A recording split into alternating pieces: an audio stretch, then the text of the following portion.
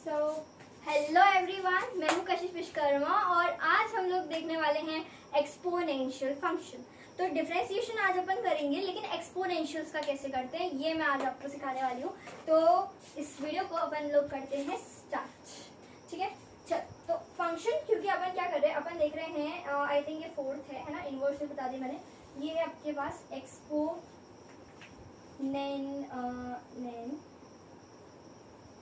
Exponential function. ठीक है, exponential function.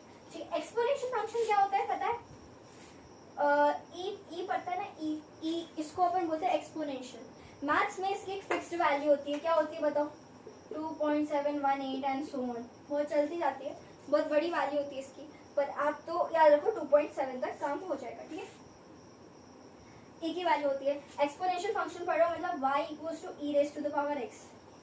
y क्या होता है? फंक्शन। मैं फंक्शन बोल रही हूँ ना, ये y अपन फंक्शन को डिनोट करते हैं y से, और ये अपना फंक्शन जो मैंने लिख दिया। ठीक है, अब यहाँ पे तुम्हें ये पता होना चाहिए एक्चुअली ये क्या होता है। ठीक है, ये क्या होता है?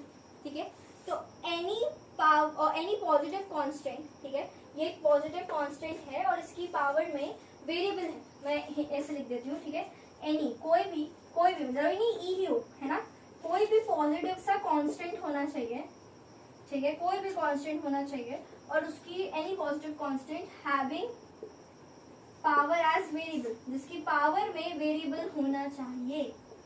समझ आ रही बात नहीं?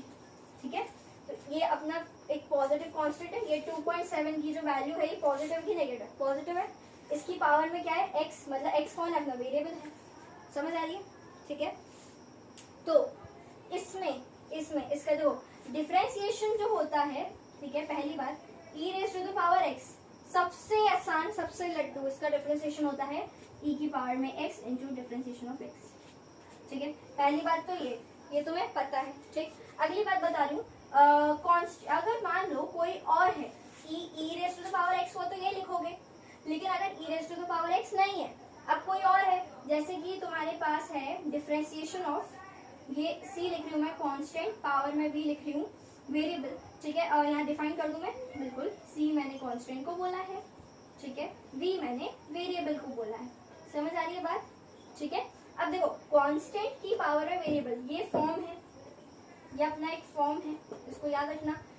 इसको बोलते हैं, इसका डिफरेंशिएशन होता है कि, ध्यान देना, कांस्टेंट की power variable as it is, ठीक है, इनटू log ऑफ कांस्टेंट, ठीक, इनटू डिफरेंशिएशन ऑफ वेरिएबल। ठीक है, ये होता है इसका फॉर्मूला। समझ आ रही है? ये होता है फॉर्म। अब मैम थोड़ा तो समझाओ, ये समझ नहीं आया। फॉर्मेटिंग, अब एग्जाम्पल समझो मेरे से। ठीक है, लिखना, इसको कॉपी करना हुआ। चलो चलो चलो चलो चलो। अब मैं तुम्हें एक बात बताऊं कि ये e raise to the power x को भी तुम इस फॉर्मूले से डिफरेंशिएशन इसका निकाल सकते हो। बताओ कैसे? देखो, यही देख लो, एक काम करो, देखो, जैसे कि तुम बोलो डिफरेंशिएशन ऑफ, है ना, e raise to the power x को इस वाले फॉर्मूले से निकालो, क्योंकि सबके लिए वैलिड है ना फॉर्मूला, ये फॉर्म। तो कांस्टेंट की power variable as it is, ये तो ये कांस्टेंट है, इसकी power variable as it is, into log of constant, log e है मेरे पास, log of constant into differentiation of variable. ठीक है, ये हो गया। log e जो होता है, याद रखना, मैथ्स में log e हमेशा 1 होता है, log e की वैल्यू 1 होती है। ठीक है, अब बच्चों एक चीज और याद रखना कि log e जो है इज सेम एज, मतलब ये एकदम सेम है किसके? ln के। log e बेस में e है, ठीक है, ये एकदम ln के सेम है, मतलब डिनोट कर सकते हो आप बेसिकली log को। मैं log में पढ़ाऊंगी एक बार, और यहाँ पहले से बता दी, इसको ऐसे डिनोट आप कर सकते हो। ठीक है, यहाँ से क्या मिल रहा है? ये चीज 1 हो गई, हटाओ उसको, 1 हो गई। डिफरेंशिएशन x का 1 होता है, ये लो e की पावर x मिल गया ना। ये ऐसे भी कर सकते हो, मैंने इसको प्रूव कर दिया बस। ठीक है, आज अब तुम देखो कुछ एग्जाम्पल से समझ आएगा बहुत जल्दी। यहाँ ध्यान देना, तो अपना है ये, चलो, जैसे कि 10 raise to the power x, y equals to में 10 raise to the power x दिया, इसका मुझे क्या करना है? डिफरेंशिएशन। या एक काम करती हूँ, ऐसे ही लिख देती हूँ, चलो अभी तक तुम थे। ठीक है, ऐसे लिख सकते हैं। इसका डिफरेंशिएशन करोगे क्या होगा? कांस्टेंट की power variable as it is into differentiation of constant मतलब log 10 into differentiation of variable मतलब इसका x का जो कि है 1।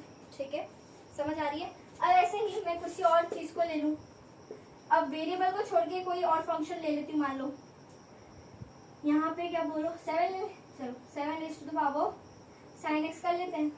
ठीक है, इसका कैसे होगा मैम, पहले आप क्या करो कांस्टेंट की power variable as it is, मतलब इसको एज इट इज कॉपी मारेंगे, हो गया कॉपी। इनटू में लॉग किसका, कांस्टेंट का, कांस्टेंट कौन है ये, तो log of constant 7 into differentiation किसका, वेरिएबल का। कौन है वेरिएबल अपना, ये चल रहा है अभी वेरिएबल। साइन का क्या हो जाएगा cos x, फिर अंदर के x का भी कितना हो जाएगा डिफरेंशिएशन ऑफ x जो कि क्या होगा 1। ठीक है, ये चीज क्लियर है ना। अब नोट करना इसको, हो गया। चल अब इसका अपन देखते हैं ग्राफ। ठीक है, e की पावर x का ग्राफ। मैथ्स वाले स्टूडेंट हो तो तुम्हें ग्राफ तो एकदम टिप्स पे होना चाहिए, किसी ने बोल दिया तो बिल्कुल टिप्स पे होने चाहिए ग्राफ, है ना। देखो सॉरी, यहाँ पे कोऑर्डिनेट एक्सिस ही हो गई अपनी। ठीक है, अब मैं यहाँ पे e raise to the power x का ना बनाते हुए मैं एक जनरल सा बना देती हूँ, y इक्वल्स टू कोई a कोई भी कांस्टेंट की पावर में x। सही है, सही है। चलो यहाँ पे ये अपना है 1,0। ठीक है, अब यहाँ से अपन बनाते हैं, तो इसके लिए ये ग्राफ बनेगा कुछ इस प्रकार। ठीक है, ये इंफिनिटी पे टच करेगा, है ना। ये लाइन को जोड़ना मत, ये थोड़ा सा ऐसे ऐसे जाता जाएगा। ठीक है, करीब इसके नजदीक आता जाएगा। ओके, बोर्ड पे बनाना पॉसिबल नहीं है ज़्यादा सही से, बट पेंसिल कॉपी पे तुम्हारा बन जाएगा, है ना। इसको ऐसे बनाना है, ये होता है a की पावर x या e raise to the power x का ग्राफ। ठीक है, समझ आ रही है। अब ये ग्राफ इंक्रीजिंग है कि डिक्रीजिंग है मैम, इंक्रीजिंग है, इंक्रीजिंग है। आपको कैसे पता, देखो इंक्रीजिंग, एक बात बताती हूँ, अगर कोई चीज़ इंक्रीजिंग है इस वाले केस में तो ये 0 से बड़ा है, 0 से बड़ा होगा तो वो चीज़ इंक्रीजिंग होगी। ये देखो ना 0 से बड़ा 1 है, 1 से और ऊपर जा रहा है, इंक्रीजिंग है। ठीक है, तो ये यहाँ से देखो 1 से ऊपर जा रहा है तो ये इंक्रीजिंग हो गया। ठीक है, सही है ना, क्योंकि आप क्या करो, अगर आप 0 से बड़ी वैल्यू यहाँ पुट कर लो एक की, जैसे मैं 7 पुट कर रही हूँ, है ना, और पावर 1 भी क्यों ना है, 7 बड़ा है। ठीक है, अगर मैं यहाँ पे 2 पुट कर लूँ तो और बड़ा हो जाएगा। ठीक है, वही बात है। और अगर मान लो 0 से छोटा है तो -7 है मान लो, और इसकी पावर में 1 है, -7 और 7 कौन बड़ा है भाई, 7 बड़ा है और ये छोटा है ऑब्वियसली यार। ठीक है, और उसके बाद और बताऊँ मैं तुम्हें तो -8 मान लो। ठीक है, और उसकी पावर में और स्क्वायर कर दो, वैल्यू और छोटी हो जाएगी, है ना, नेगेटिव के केस में। तो अगर डिक्रीजिंग बताना है इसको, है ना, डिक्रीजिंग बनाना है तो ये कुछ ऐसा बनेगा। ये इंक्रीजिंग का ग्राफ हो गया, ये तुम्हारा डिक्रीजिंग का ग्राफ हो गया।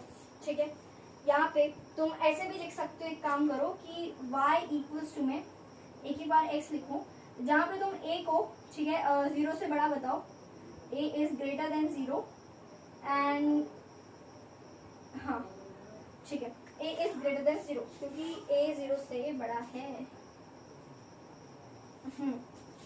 ठीक है, सही है ना, बिल्कुल सही, ग्रेटर देन 0। वैसे एनीथिंग टू द पावर 0 भी 1 होता है। मैं सोच रही हूँ एक काम करते हैं, एक तो ये थोड़ा सा गड़बड़ लिख दिया मैंने क्योंकि एक्स कोऑर्डिनेट पहले लिखते ना, अभी सही चल रहा है। इसको ग्रेटर देन 1 लिखो। ठीक है, तुम 1 लिखो क्योंकि अगर एनीथिंग, अगर तुम यहाँ 1 भी लिखोगे, ठीक है, तो वो भी 0 से बड़ा ही है तो इंक्रीजिंग ही कहलाएगा। और इसको तुम लिख लो y को, है ना, y इक्वल्स टू a की पावर में x और a इज लेस देन 1 से छोटा है, देखो डिक्रीजिंग में जा रहा है वापस नीचे की तरफ ये। ठीक है, ये तुम्हारा ग्राफ बन गया, सही है ना। चल समझ आई बात। इसमें मैं क्वेश्चन प्रैक्टिस करवाऊंगी। ठीक है, जैसे मैं तुम्हें कुछ ऐसे क्वेश्चन भी करवाऊंगी जहाँ पे जैसे y इक्वल्स टू में x की पावर में x की पावर में x की पावर में x, ऐसे ऐसे क्वेश्चन कैसे सॉल्व करने हैं ये भी बताऊंगी, ट्रिक्स के साथ बताऊंगी। ठीक है, तो अभी तुम इसको नोट करो, हो गया। सो बच्चों इस वीडियो के लिए बस इतना ही, और नेक्स्ट वीडियो में अपन देखते हैं लॉगरिथमिक फंक्शन। ठीक है, so thank you so much for watching, stay connected and bye bye.